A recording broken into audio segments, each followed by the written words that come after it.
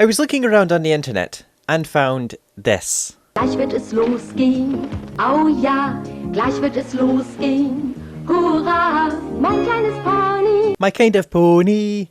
I don't know why, I find that amusing. But you know, this makes me want to go on an adventure. An adventure of dubbing errors in MLP. Yeah. This episode begins with... Wait, what? Wow, a UFO! An unidentified flying object. It's the Pony Vulcans. They picked up Pony Zephyr Cochrane's warp signature and now they're going to make first contact. Assuming the Pony Borg don't prevent that from happening. By the way, why does my spell check recognise Vulcan but not Romulan? Patch decides they should all go up to Pony Point to see if they can see the UFO. Isn't that where Bonbon almost fell to her death in the masquerade? They all go up, but are stopped by the police. Sorry, Patch, you can't go up there. Generic male voice for the show. The police officer tells the gang they aren't letting anyone up to Pony Point. I don't blame them, I mean the ground crumbled when Bonbon was up there. So he sends them all home. The next day, Patch looks really spaced out. The act of flying is based on the principles of aerodynamics. There are two basic forces, lift and drag. Lift gives an airplane the ability to climb into the air and hold it up during the flight. Drag is an aerodynamic force that resists the forward motion of an object. No! Flight is achieved by the air passing over the wing faster than the air passing under it, causing a low pressure zone above the wing, ergo, lift. Drag is just what you get while trying to pass through the air. Planes, cars, even people, or ponies, experience drag more so the faster they are going. It has nothing to do with the principles of flight. Time for a song.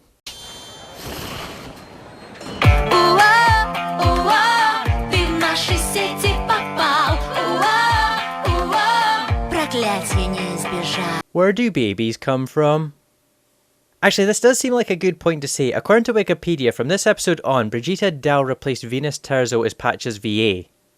Unfortunately, I can't verify it since most sites seem to have very little information on the Tales series, and my DVD copy, for some reason, doesn't have the end credits. There is a slight difference in the voice, but either way, I can't help but doubt that since they also say that Venus Terzo replaced Brigitte Dow as Ranma Chan in Ranma 1/2, which is either wrong or an amazing coincidence. But if it is true, she's doing a decent job. Definitely better than the Russian VA for Adagio.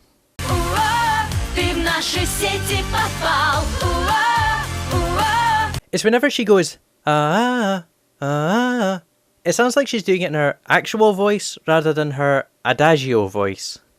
After the song, Miss Hackney takes the class outside to meet.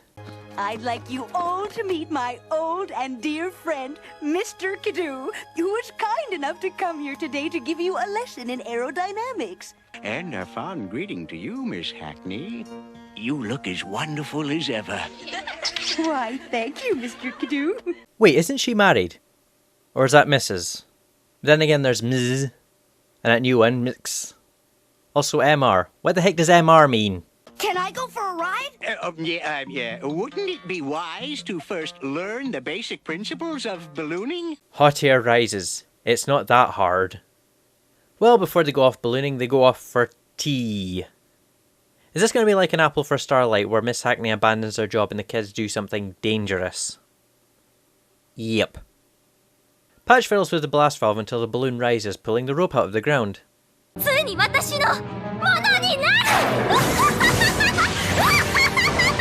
I think the Japanese VA laughed a bit long there. Bonbon ends up in the basket as well, however, she's anything but happy about the situation.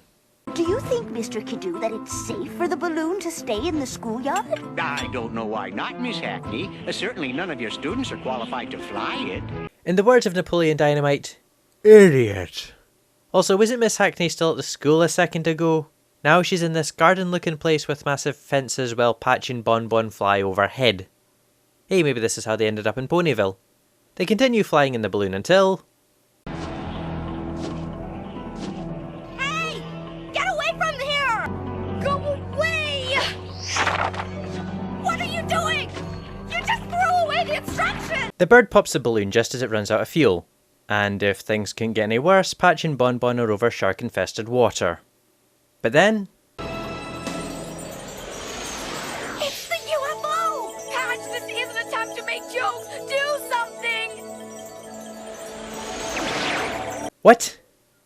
The flying magical ponies catch the balloon, fix the hole, and relight the flame, all while Bon Bon cowers under a blanket in the basket. Also, it's of great irony that everyone was complaining that Celestia and Luna were the only alicorns. There were, in fact, alicorns before them. In the Tales series. You are safe now. You can guide yourself and return home. Where do you live? Are there more of you? We must go. Wait, there's so much I want to know. There's so much I want to know too. Well, the flying magical ponies fly off, and Patch and Bon Bon return to school. That night... Brightglow, I'm here!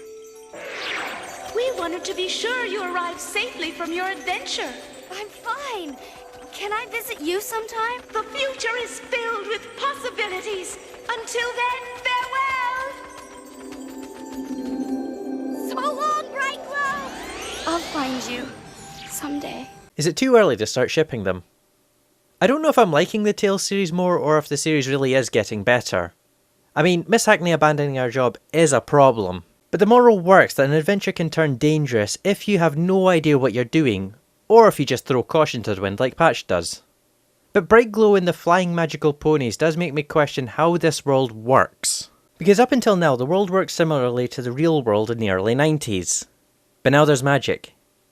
I would like to see them explain this more, unfortunately I fear this is something we may not get.